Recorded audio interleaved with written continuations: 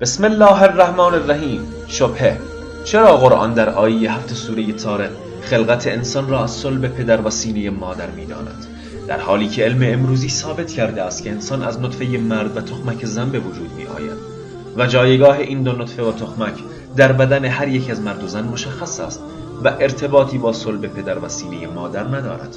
پاسخ: این اشکال ناشی از ترجمه‌هایی است که به اشتباه از آیه 7 سوره مبارکه طارق ارائه شده و ربطی به آیات ندارد. در واقع ترجمه با علم منافات دارد، نه خود آیه. ابتدا به ریشه ترجمه اشتباه اشاره کرده و بعد ترجمه و تفسیر آیه را ذکر می‌کنیم ان شاء الله.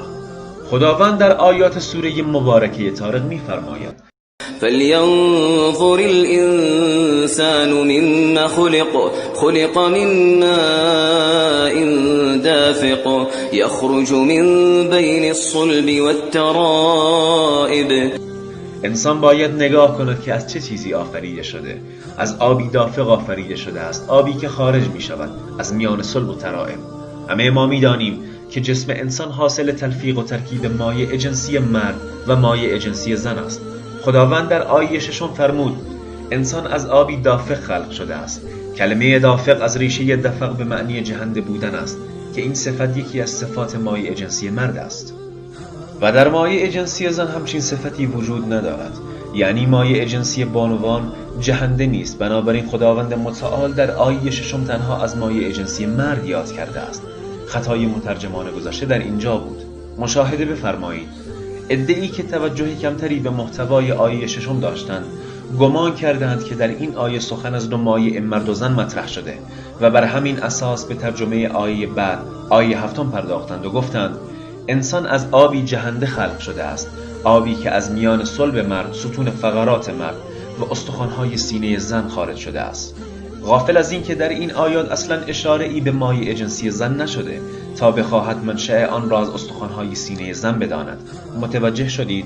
و اما تفسیر آیه 7 سوره مبارکه طارق: حال که مشخص شد صلب و ترائب درون جسم مرد است، به راستی کجا میتواند باشد؟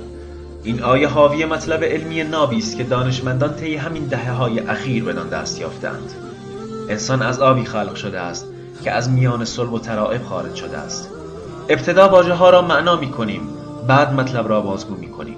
صلب، این کلمه از ریشه صلبه به معنی سختی و انعطاف پذیری است که ما از همین ریشه کلمه صلابت را زیاد به کار می‌بریم.